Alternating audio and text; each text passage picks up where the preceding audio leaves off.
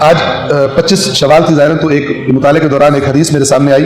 یہ میں زیادہ وقت لے رہا ہوں لیکن یہ بات چونکہ بہت مربوط ہے ہمارے مسائل سے، اس لیے بات کر رہا ہوں. جو زیادہ تر روایات مشہور جو قول ہے اس کے مطابق امام جعفر صادق علیہ السلام جو شہادت ہے وہ 25 شوال کو. تو ہم ایک روایت اسی موضوع کے بارے میں امام کی روایت آپ کی خدمت میں عرض کر رہے ہیں. روایت کے مطابق امام فرماتے ہیں ان اللہ انعم علی قوم بالمواہب، بے شک اللہ نے ایک قوم یعنی کسی قوم نعمتوں سے نوازا، فلم یشکروہ، انہوں نے شکر گزاری نہیں کی، فصارت علیہم وبال، وہی نعمتیں ان پر وبال بنا دی. وابتلا قوما بالمصائب، اور ایک دوسری قوم کو اللہ نے آزمایا مصیبتوں سے، فصبر، انہوں نے صبر سے کام لیا، فکانت علیہم نعمتا، اللہ نے اسی مصیبتوں کو نعمتیں بنا دی. جو مثلا انسان ہو تکلیف برداشت کرتا ہے، مثلا بچہ جو پڑھ رہا ہے محنت کر رہا ہے نہیں کھیل رہا، اس کا دل کر رہا ہے اپنے اوپر کنٹرول کرتا ہے محنت کرتا ہے، وہی تکلیف نعمت بنتی ہے اس کو.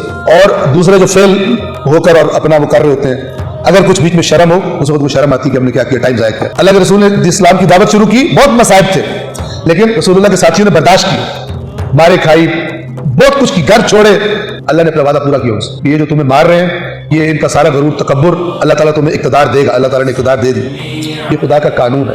یہ صرف بغیر عمل کیے، بغیر سمجھے کہ دین کیا چیز ہے، صرف تسبیح نکالنے سے یہ نہیں ہوتا، یہ سنت الہی نہیں ہے. قوم کو عمل سے، یہ جب میں یہ بات کہتا ہوں اس سے قطع مراد نہیں ہوتی تسبیح نہیں پڑھنی ہوتی، ٹھیک ہے نا، تسبیح اس کے رد مراد نہیں ہے، لیکن یاد رکھیے دین میں دھوکہ دین کے نام پر ہی ہوتا ہے. لیکن ٹریک کانٹا پٹڑی بدل دیتے ہیں اور ٹرین کہیں اور چلی جاتی ہے، جہاں جانا ہوتا ہے وہاں نہیں جاتی.